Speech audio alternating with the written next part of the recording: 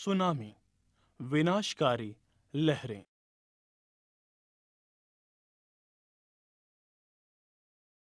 Tsunami. Tsunami जापानी भाषा का शब्द है। यह दो शब्दों सु एवं नामी से मिलकर बना है। सु का अर्थ होता है बंदरगाह एवं नामी का अर्थ है लहरें, अर्थात सुनामी का अर्थ है बंदरगाह की ओर आने वाली लहरें। सुनामी के कारण। सुनामी आने के कई कारण हैं।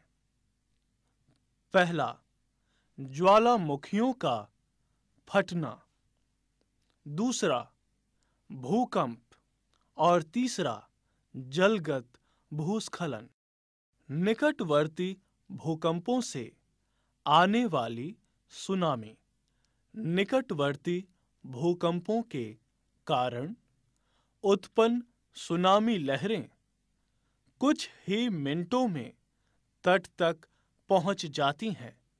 उथले पानी में प्रवेश करने के बाद ये लहरें अधिक शक्ति के साथ तट से टकराती हैं। टकराने के समय इन लहरों की ऊंचाई 10 फुट से भी अधिक होती है।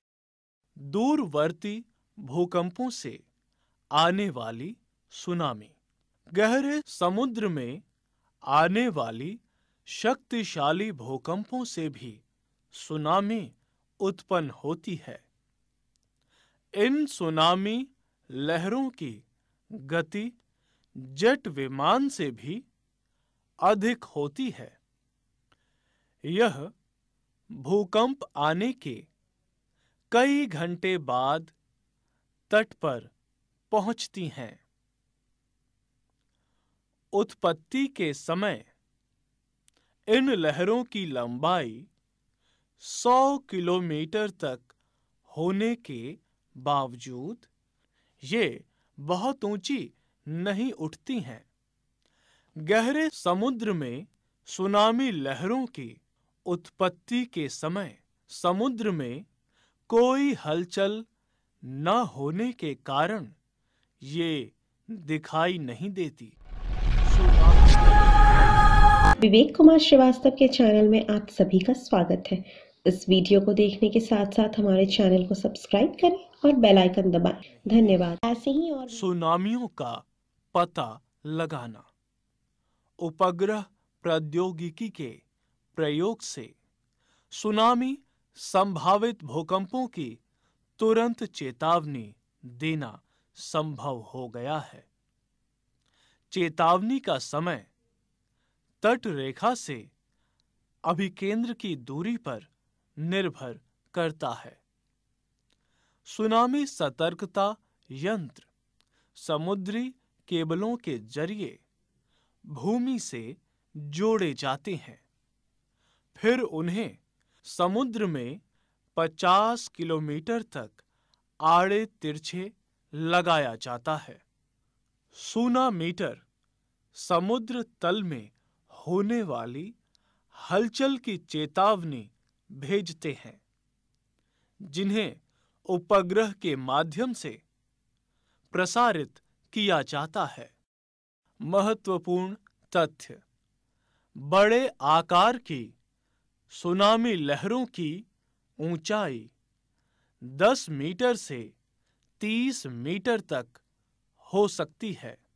यह मुख्य भूमि में कई 100 मीटर अंदर तक पहुंच सकती हैं। सुनामी लहरें एक के बाद एक लगातार आती रहती हैं। पहली लहर सबसे विशाल नहीं होती। तटवर्ती इलाकों में सुनामी लहरों की रफ्तार 50 किलोमीटर प्रति घंटा तक हो सकती है।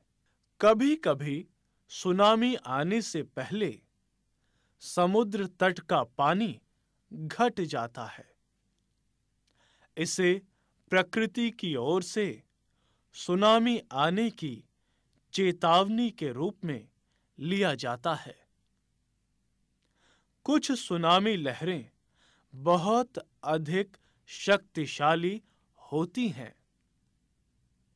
यह कई टन वजन की चट्टानों, नौकाओं एवं अन्य चीजों को कई मीटर अंदर मुख्य भूमि में धकेल देती हैं।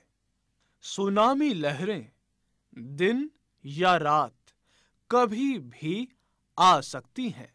समुद्र में मिलने वाली नदियों में सुनामी लहरें उफान पैदा कर सकती हैं। सुनामी से बचाव के उपाय। सुनामी आने से पहले बरती जाने वाली सावधानियां। यह पता किया जाना चाहिए कि आप सुनामी संकट की आशंका वाले क्षेत्र में रहते हैं या काम करने जाते हैं। समुद्र तट से आपके घर की ऊंचाई कितनी है? तट से आपके घर की दूरी कितनी है? यदि आपका घर सुनामी आशंका वाले क्षेत्रों में है, तो वहां से बचाव रास्तों की योजना तैयार करें। इन रास्तों से बाहर निकलने का अभ्यास किया जाना चाहिए। आपदा में काम आने वाले सामान तैयार रखना चाहिए। आपदा के समय परिवार के बिछड़े हुए सदस्यों से संपर्क के लिए आकस्मिक संचार योजना तैयार रखना चाहिए। इसके लिए किसी दूर के रिश्तेदार को संपर्क सूत्र के रूप में काम करने के लिए कहें। सुनामी आने के खतरे की आशंका होने पर अपना मकान समुद्र तट से दूर बनवाएं। समुद्र तट पर बने मकानों में रहने से बचना चाहिए। तट के किनारे मकान ऊंचे स्थान पर बनाना चाहिए। किसी इंजीनियर की सलाह से सुनामी रोधक मकान बनवाना चाहिए।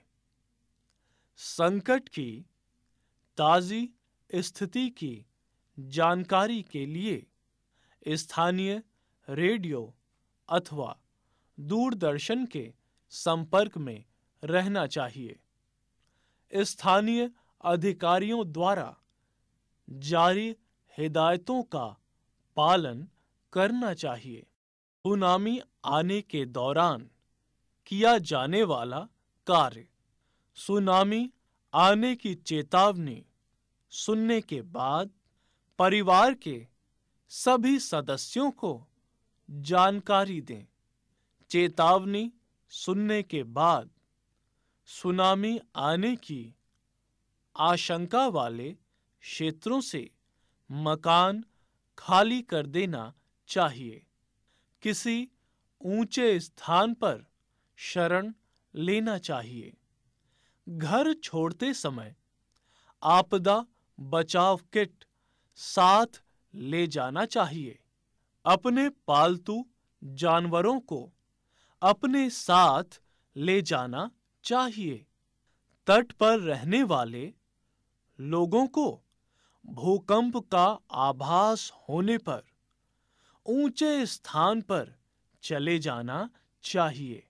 समुद्र में मिलने वाली नदियों से भी दूर रहना चाहिए। खतरे के समय किसी बहुमंजिली इमारत के ऊपरी मंजिल पर चले जाना चाहिए। संचार के साधनों के संपर्क में रहना चाहिए। किसी नौका या जहाज पर होने की स्थिति में, किनारे से दूर समुद्र में होने की स्थिति में किनारे पर नहीं लौटना चाहिए। बड़े बंदरगाहों में, जहाजों पर होने की स्थिति में स्थानीय अधिकारियों के संपर्क में रहना चाहिए। अधिकारी के निर्देशानुसार ही अपने जहाज को गहरे समुद्र में ले जाना चाहिए। छोटे बंदरगाह पर होने की स्थिति में उचित निर्णय खुद लेना चाहिए। बड़े जहाज के मालिकों को अपने जहाज को किनारे से दूर ले जाना चाहिए। छोटी नौकाओं के मालिकों को अपनी नौका को छोड़कर किसी ऊंचे स्थान पर चले जाना चाहिए। बंदरगाह पर लौटने से पहले बंदरगाह प्राधिकरण से संपर्क अवश्य करना चाहिए। सुनामी आने के बाद किया जाने वाला कार्य। रेडियो अथवा टेलीविजन पर खतरों के बारे में प्रसारित ताजा समाचारों को ध्यान से सुनना चाहिए।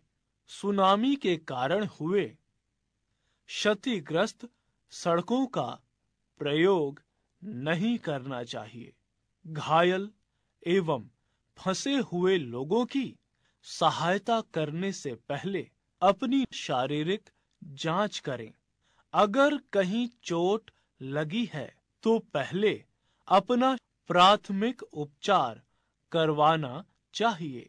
प्रभावित व्यक्ति की सहायता के लिए पेशेवर लोगों की मदद लेनी चाहिए। प्रभावित व्यक्ति की सहायता से पहले आवश्यक उपकरण साथ में लेना चाहिए। बच्चों, वृद्धों, परिवहन विहीन लोगों की सहायता को प्राथमिकता देनी चाहिए। टेलीफोन का प्रयोग बहुत जरूरी होने पर ही करना चाहिए ताकि जरूरी कॉल के लिए लाइनें खाली रहें। चारों ओर पानी से घिरी इमारत के अंदर नहीं रहना चाहिए। इन इमारतों के गिरने का खतरा रहता है। लोगों की सहायता करते समय पैंट, पूरे बाजू की कमीज और मजबूत जूते पहनने चाहिए।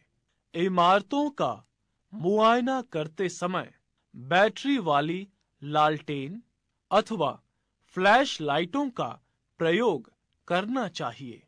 इन लाइटों का उपयोग करने से आग लगने का खतरा नहीं होता है। मोमबत्तियों का प्रयोग बिल्कुल नहीं करना चाहिए। इमारतों में पड़ने वाली दरारों एवं अन्य प्रकार की क्षति का पता लगाना चाहिए।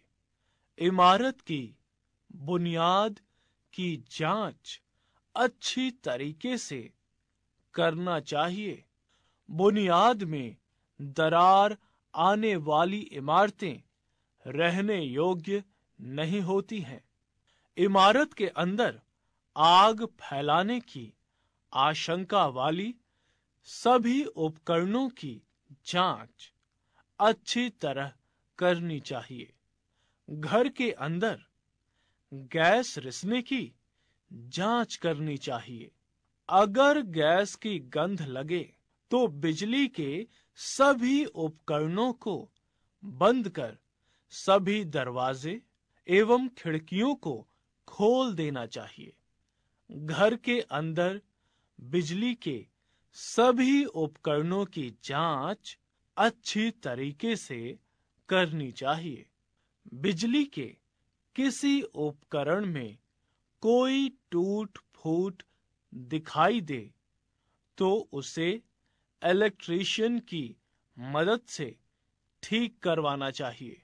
जल मल निकासी और पानी आपूर्ति प्रणाली की जांच अच्छी तरीके से करनी चाहिए। किसी प्रकार की टूट फूट होने पर तुरंत उसकी मरम्मत करवानी चाहिए। सुनामी प्रभावित इलाकों में विषैले सांपों से सावधान रहना चाहिए।